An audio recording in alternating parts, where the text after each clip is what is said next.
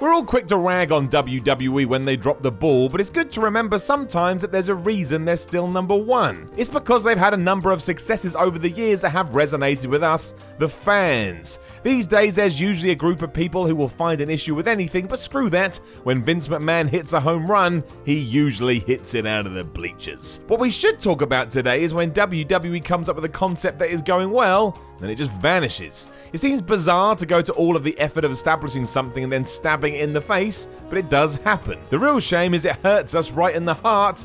Blood goes everywhere. Hopefully examining some of these will provide you with some closure, so the next time you're up at night fretting about one, you can let it slip back out of your brain and head back to sleep. I'm Simon from What Culture, and this is 10 awesome WWE ideas that didn't last. Number 10, the Wrestling Classic. Before we had what we know today as the Big Four, all WWE had in terms of a major event was WrestleMania. That aired in 1985 and was such a success the company wanted more, and that happened later that year when they gave birth to the Wrestling Classic. The second pay-per-view in WWE history, the premise was nice and simple. We would have a 16-man tournament with only pride on the line, and it ended with the Junkyard Dog standing tall over the Macho Man Randy Savage. In short, it wasn't the best thing ever, but it was really cool, and yet once we were done, we never saw it again. The WWE Network and NXT to a lesser extent have shown that a tournament can still work in the modern day, so why don't we go back to something like this once a year?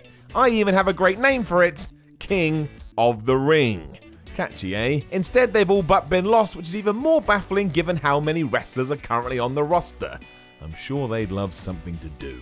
Number 9, Crime Time C-Nation. Right, yes, it was this creation that gave us everything with John Cena, JBL, and writing poopy on a windscreen, but let's just forget about that at the moment. What matters was that teaming Cena with Crime Time, who had just returned to WWE in 2008 and calling themselves the CTC, did wonders for the tag team. They instantly had a legitimacy they lacked previously just because they're on the same playing field as a main eventer. It was a genius move. It also worked the other way around. As already hinted at, Cena had lost some of his cool points given his chosen verbiage, and Crime Time helped with that. They had an edge to them, and it was able to rub off on Big Match John too, who started to feel just a little more like his old thugonomic self. Unfortunately, soon after this, Cena suffered a herniated disc in his neck, which ended this alliance, and also Crime Time's prospects. They lost all of this momentum and would find themselves just sitting with the rest of the pack. When the man who can't be seen returned at Survivor Series, it was just to go back to what he was doing before. Or in short, what the fans didn't want.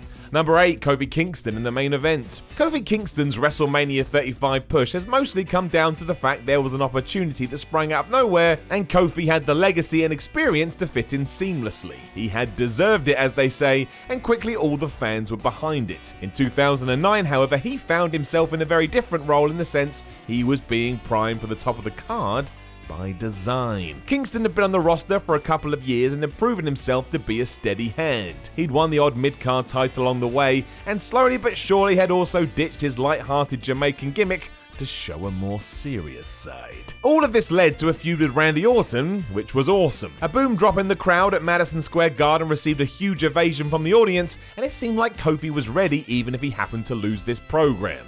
However, it was an incident afterwards which would prove to be the death knell of whatever this was meant to be. After Kingston made a mistake during another match with Orton, he got up off the canvas even though he was meant to be punt-kicked in the head. Randy went nuts at him, dropping him with an RKO and calling him stupid so loudly everyone could hear. He was not best pleased. It utterly derailed Kofi's push, as I would guess the Viper got into somebody's ear, and that was that. It was the end for our man until 2019. So I think he's earned it. Number 7, the Bobby Heenan Show. Bobby the Brain Heenan was probably the most hated man in all of WWE as the 80s became the 90s. Often managing a group of heels who were taking on the company's biggest babyfaces, it was usually Heenan who got most of the heat.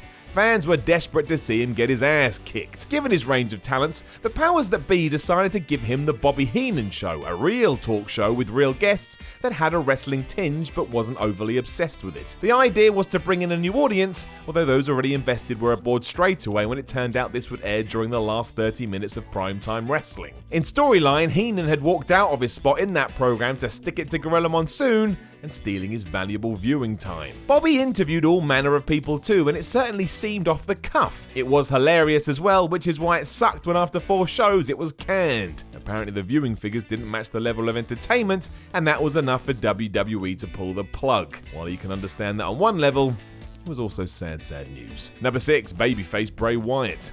This should have been 2016's biggest highlight. After being forced to miss WrestleMania 32 with injury, Bray Wyatt returned in its aftermath to start a feud with the League of Nations. It seemed as if WWE was finally ready to go all in with the good guy version of Wyatt, and fans were ready. The cult leader had won us over, and we wanted to cheer him. As we know though, anytime Bray got a glimmer of hope, it was stolen away due to forces unknown, and that happened again here. He suffered another injury, and when he came back this time, he was going after the New Day, who were the goodest of good guys. Any sense of a change had been thrown out the window, and we'd gone back to the status quo.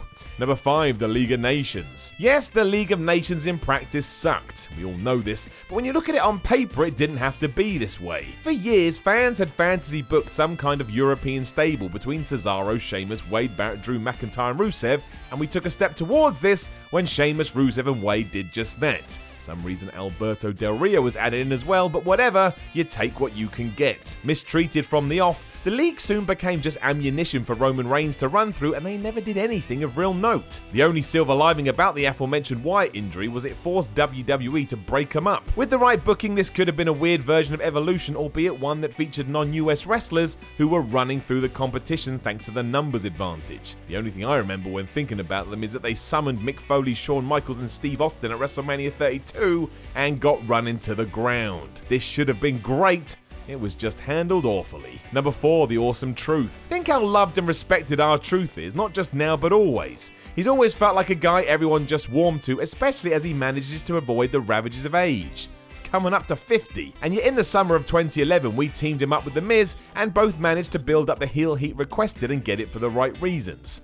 They both deserve a ton of credit for that. It was meticulously done. The pair would interrupt matches and basically hold the show hostage, and did it so well they were put in the main event of Survivor Series going against The Rock and John Cena, who, by the way, were in a mid-year build to their clash at Mania 2012. I don't think anyone would have guessed who their opponents would have been a few months prior to this, but again, that's how well Truth and Miz adapted. It wasn't meant to be long-term though. It would take a while before either would get some steam back too, as WWE seemed to run out of ideas with them. The name will forever be etched into our brains because it's one of those so bad it's good deals, but really this had far more legs than we were allowed to see. Over too soon, pain and tears all around. Number 3, the Intercontinental Title Cup. For a long while now, WWE has booked wrestlers to win the IC title, tell them to head to the ring and say they're going to bring prestige back to the belt, only for that not to happen. In fact, whoever wins it from this guy usually spouts the same nonsense, and we're stuck in a cycle that never ends. A few winners have done this better than others, but a real highlight came back in 2013 when Wade Barrett laid claim to the prize. To figure out who would be his number 1 contender, WWE announced the Intercontinental Cup, a tournament that would take the likes of Cesaro, The Miz and even Randy Orton to see who would come out the other side ready for a shot at Mr. Bad News. Then it was just cancelled. In the storyline, Barrett claimed he'd been able to get it killed, but the real reason was WWE just decided the title should be on the line between Wade and Bo Dallas. That was fine, but given that we were still looking to rehab the IC belt, this would have done wonders for it. Wrestlers weren't even fighting for the championship, just the opportunity to a shot at it. That's how you make it feel like a big deal. It's a great idea which just vanished and has never been mentioned again. Number 2, Renegade Matt Hardy. As fascinating as it was back in 2005 because no one could believe what was happening, the fallout between Matt Hardy, Edge and Lita was a mess. If you don't know, it did turn out that Edge and Lita had struck up a relationship which was bad because she was also seeing Matt Hardy, who was a good friend of Edge. This happened while Matt was injured, and because of that, and that Edge was a top heel, Hardy was fired and Lita was put with Edge as a team. It was all too real. This was a time when the power of the internet was growing, and within days the news had gotten out, which also turned Hardy into a huge babyface. Fans chanted his name at arenas, and before long WWE couldn't ignore it anymore. Making sure that it couldn't get out of control, there was some deal made between Hardy and WWE as he was back in the company, only now he was a renegade. He would show up on Raw, attack Edge from nowhere before legging it or being arrested. While most knew what was happening, it was still really cool. Matt felt exciting and the lines between reality and fiction had been brilliantly blurred. All we needed now was some epic matches and we'd have a feud on our hands, and as always we didn't get it. In fact, it was ruined after match 1. Their SummerSlam scrap was called off after Edge beat Matt so bad, the refs stopped it. Now that is the right finish, but it was the wrong way round. It should have been Hardy in that position, but instead we had to witness the man who had been cheated on also get the crap kicked out of him. Unsurprisingly, this was the beginning of the end.